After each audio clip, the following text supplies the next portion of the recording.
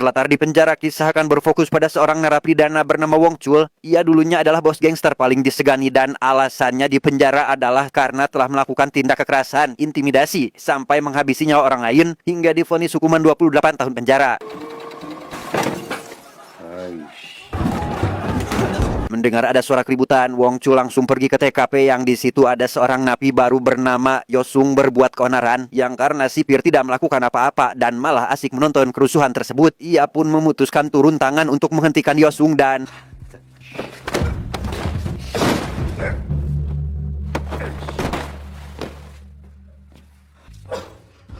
selesai dengan itu, Wong Chul mendapat kabar buruk dari Pak Kepala Penjara bahwa Myung Suk selaku orang yang sudah lama menggantikan perannya sebagai bos gangster telah ditemukan tewas dalam kondisi mengenaskan. Ia diberi izin untuk mengunjungi rumah duka selama 2 hari karena selama di penjara, Wong Chul sudah menjadi pribadi yang lebih baik.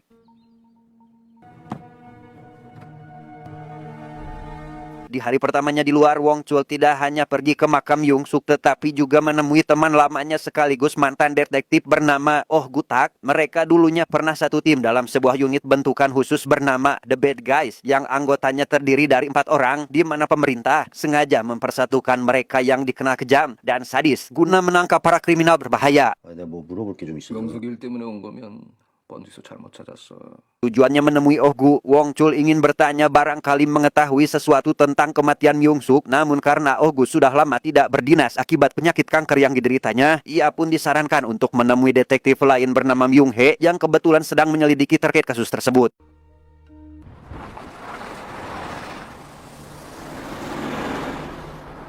Dan inilah Myung He saat ini sedang dalam tugas mengawasi bus berisi para tahanan yang akan dipindah selkan ke penjara lain atas perintah dari atasan. Setelah teleponan dengan Wong Chul untuk membuat janji ketemuan, ia mendapat kabar dari bus yang memberitahukan kabar buruk yaitu bahan bakar bus hampir habis sehingga mau tidak mau harus mengganti rute perjalanan untuk mampir ke pom bensin terdekat. Saat kembali melanjutkan perjalanan itulah, masalah lain pun kembali muncul yang kali ini ada sebuah truk dari lawan arah sengaja menabrak pembatas jalan dan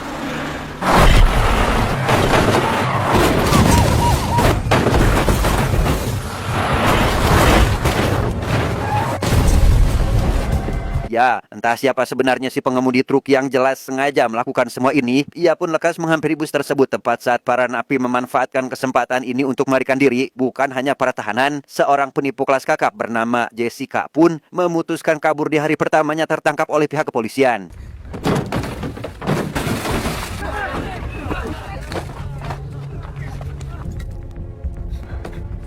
Ternyata alasan si pengemudi truk melakukan semua ini adalah untuk menjemput seorang napi bernama Sangsik. Entah ada hubungan apa di antara keduanya. Perkelahian pun sempat terjadi antara Yosung dengan si pengemudi truk karena rupanya Yosung ini merupakan seorang polisi yang dipenjara akibat tak sengaja melakukan pembunuhan saat berusaha menangkap penjahat.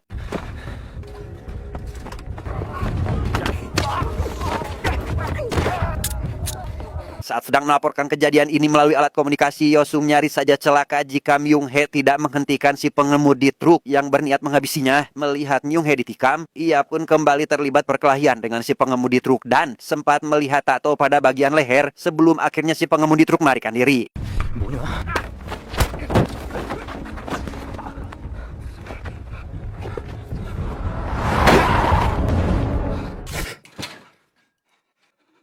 Karena Myung He terbaring koma di rumah sakit, Wong Chul tidak mempunyai pilihan lain kecuali harus menggali informasi dengan caranya sendiri. Ia mendatangi markas gangster hanya seorang diri dan menghajar para anggota gangster tersebut untuk mencari tahu siapa bosnya. 얼른 일하자.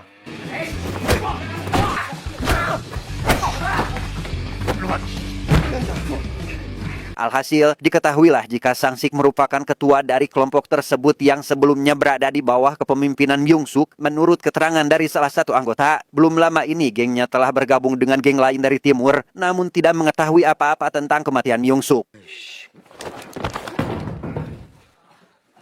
Oh Gu sendiri kini menemui Pak Komisaris Kepolisian bernama Jung Hyup atas perintah beliau yang meminta bantuan, yaitu menangkap kembali sang adik secepatnya. Bukan karena berbahaya, melainkan sosok tersebut diketahui berperan sebagai bos figuran belaka dan identitas penjahat yang sesungguhnya belum diketahui. Mendengar hal itu, Oh Gu pun menyarankan Jung Hyup untuk mengaktifkan lagi kelompok The Bad Guys demi bisa mengatasi kasus rumit seperti ini.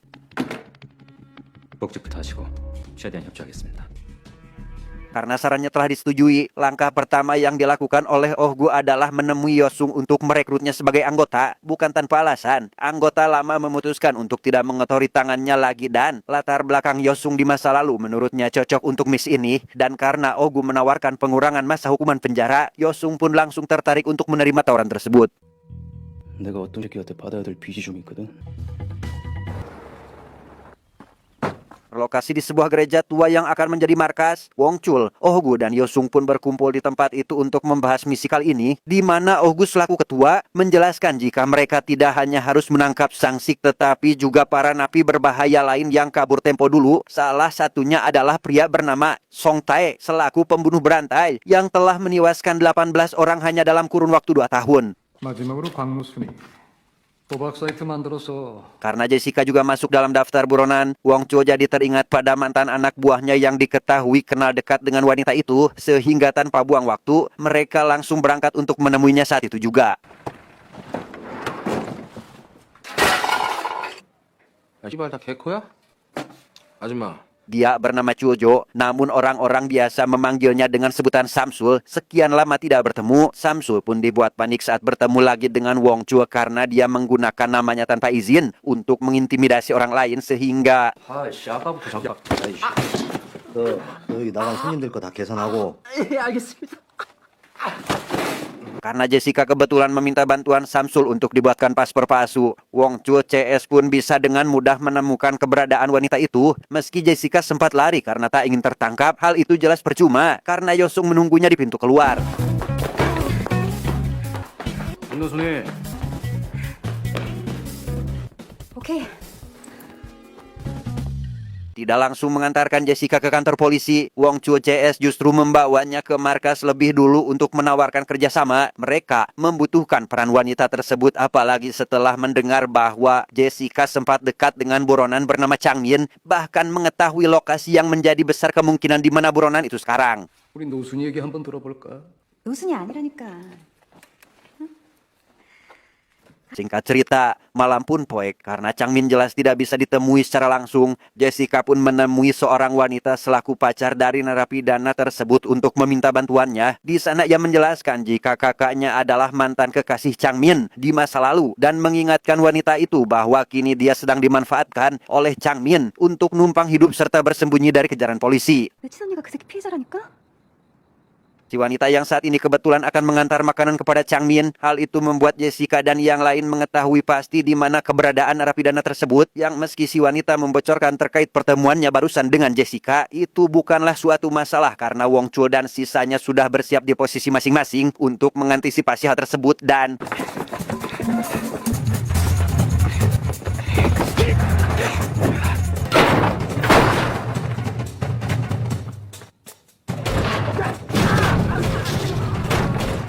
meski sudah dalam posisi terpojok, Chang Min menolak untuk pasrah dan kini mengancam akan menghabisi si wanita yang malah menghampirinya. Dikira cara itu akan berhasil, hal itu tetap percuma saja karena si wanita sebelumnya telah dibekali semprotan cabai sehingga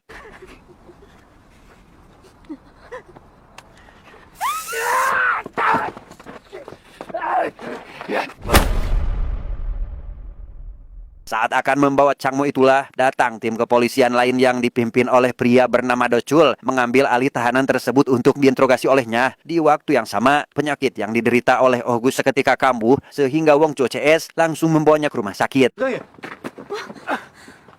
과정이야. 왜? Dampak dari penyakit yang dideritanya, Oh Gu tidak bisa lagi melanjutkan misi ini akibat kondisinya yang semakin melemah, yang karena Wong Chul kini juga menghilang entah kemana. Hal tersebut membuat Yosung kesal karena menganggap pria itu telah menyerah. Namun Oh Gu memberitahunya jika hal seperti itu mustahil terjadi karena Wong Chul merupakan tipe ambisius dalam memberantas kejahatan sebagai penebusan dosa atas kejahatannya itu di masa lalu. 사람답게 살 준비가 되어 있는 놈이야. 기회가 없어서 그렇지. Wong Chul sendiri kini menemui mantan anak buahnya yang lain bernama Choho untuk menanyakan terkait siapa sebenarnya bos gangster pusat yang baru. Namun karena Chonho mengaku belum tahu karena baru 1 kali bertemu dengan sosok misterius itu, Wong Chul pun hanya mendapat sedikit informasi tentang markasnya yang kini berlokasi di dekat sebuah pelabuhan. 인천항 예 인천항 부근인 거 있습니다. 어이씨. Pembicaraan pun harus terhenti karena anak buah Chon Ho datang ke sana. Setelah Wong Chul menghajar mereka semua, ia terpaksa membiarkan Chon Ho melarikan diri karena Yosung dan Jessica juga datang ke sana untuk menjemputnya.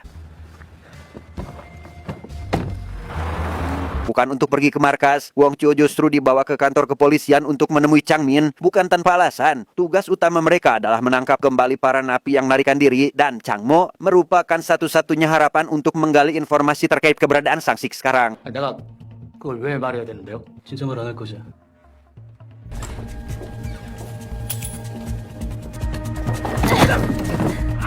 Tanpa menolak untuk berbicara, Chang Min akhirnya mau memberitahu Yosung dan Jessica bahwa pada saat melakukan pelarian, banyak napi yang kembali tertangkap oleh polisi dan Sang Sik mungkin adalah salah satu di antaranya. Di waktu yang sama, Song Tae si pembunuh berantai kini masih berkeliaran dan menghampiri dua orang petugas polisi yang kebetulan sedang melakukan patroli. Alasannya menemui petugas adalah untuk bertanya barangkali mereka mengetahui alamat tempat tinggal istrinya. Mendengar bahwa Song Tae berniat menghabisi istrinya tersebut, salah satu polisi itu pun langsung keluar dari dalam mobil untuk mengamankannya. Tetapi 그냥 죽일 거라고 내가. 아니 이 사람이 진짜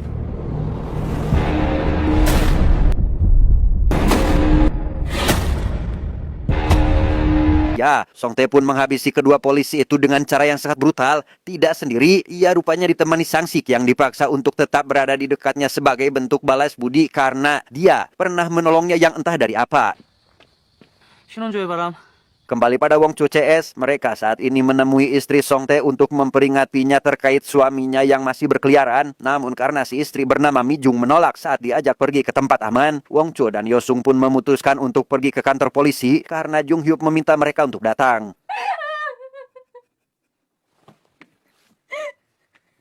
Bukan tanpa alasan, aksi pembunuhan yang dilakukan oleh Song Tae barusan rupanya terekam jelas oleh sebuah kamera yang tersimpan dalam mobil petugas. Saat mengecek rekaman dengan seksama, Yosung menemukan Sang Sik juga ada di lokasi kejadian, yang itu berarti kedua napi itu kini berada di lokasi yang sama. Bersamaan dengan itu, ia mendapat kabar jika Mi Jung pergi ke suatu tempat sehingga mereka langsung bergegas untuk menyusulnya.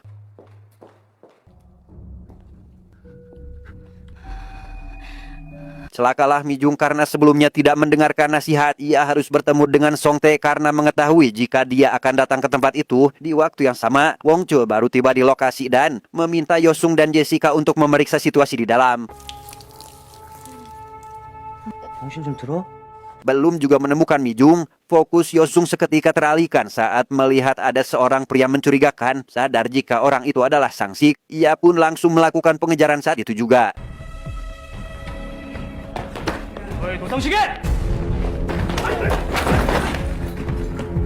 Jessica sendiri kini tetap fokus mencari keberadaan Mi Jung hingga menemukan keberadaannya di salah satu ruangan yang karena pintunya tidak bisa dibuka. Ia pun menghubungi Wong Chul untuk memintanya agar segera datang dan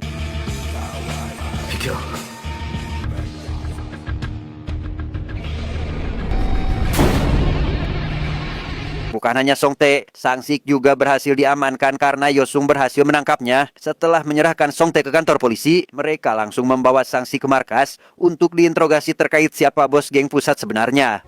나와. 일로 와봐.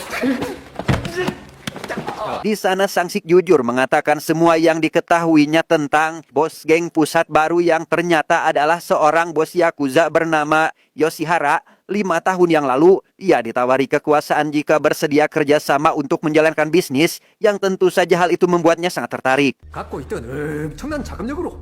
아우이 매국노 새끼 씨.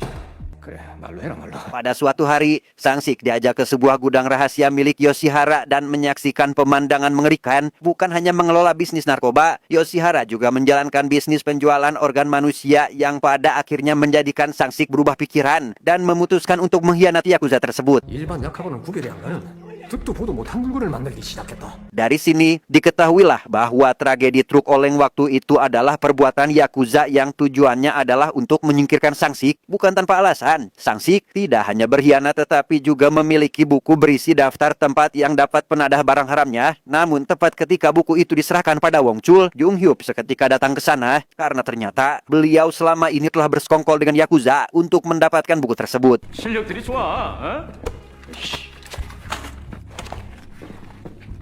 Alhasil, Wong Chuo CS pun pada akhirnya harus kehilangan sangsik, begitu pula buku tersebut. Bukan itu saja, mereka bahkan diikat pada tiang dengan api yang perlahan mulai melahap seisi markas. Tak ingin mati di sana, ia meminta mereka untuk mempersiapkan diri karena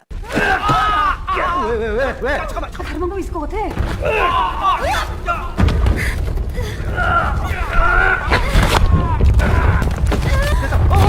dan ya, karena tiang tersebut sudah rapuh karena termakan usia, Wong Chuo CS berhasil meloloskan diri dari ikatan dan langsung mencari jalan keluar dari sana. Sedangkan di luar, Ogu rupanya sudah keluar dari rumah sakit dan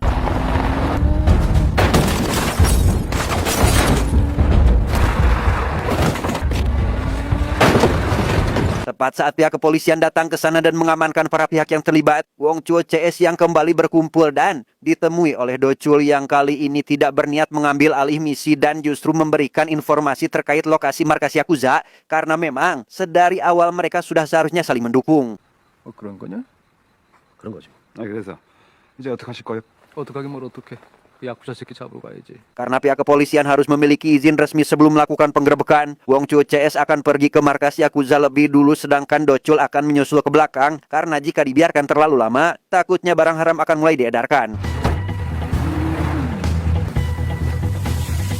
Berlokasi di sebuah pabrik boneka yang menjadi kedok markas Yakuza, kita akan diperlihatkan pada sangsik yang kini dihajar hingga tewas, tak terkecuali Jung Hyup yang juga dihajar, bahkan sampai dicekoki barang haram untuk membuatnya ode. 警察の刑務官が薬を飲んで勝手にしでかしたことにしよう。 Sesampainya di lokasi tujuan, Wong Chuo tidak langsung turun dari mobil tetapi menunggu teman lamanya yang dijuluki sebagai Goblin untuk mengatasi para penjaga di pintu gerbang dan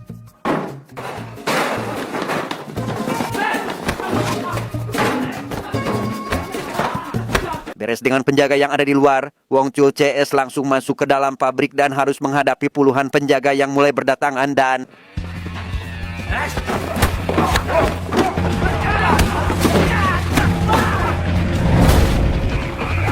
sementara Ogu dan Yosung naik duluan, Wong Chul masih sibuk menghadapi para kroco dan menyerahkan sisanya pada Goblin tetapi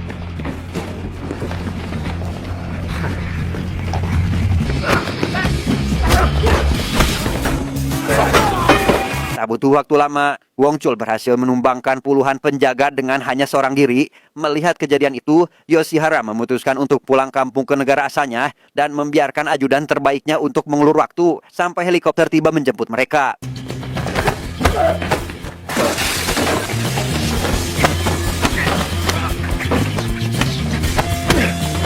Meski dibuat kewalahan, Yosung menolak tawaran bantuan dan menyarankan Wong Chul untuk segera menghentikan Yoshihara. Berlokasi di atap, di sana Wong Chul harus menghadapi sisa kroco yang menggunakan pisau dan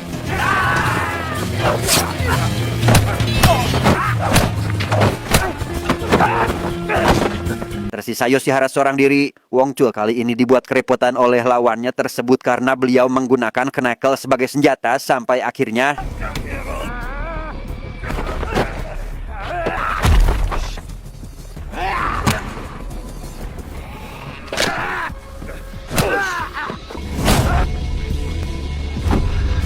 karena Wong Chul berhasil membalikan keadaan, ia dan keempat rekannya berhasil menangani kasus ini dan seperti biasa, pihak kepolisian pun datang terlambat untuk membereskan sisa kekacauan. Karena keberhasilan misi tersebut, Wong Chuo CS akhirnya dapat menjalani kehidupan normal dengan status baru dan akan selalu siap untuk beraksi kembali jika ada panggilan untuk membasmi kejahatan.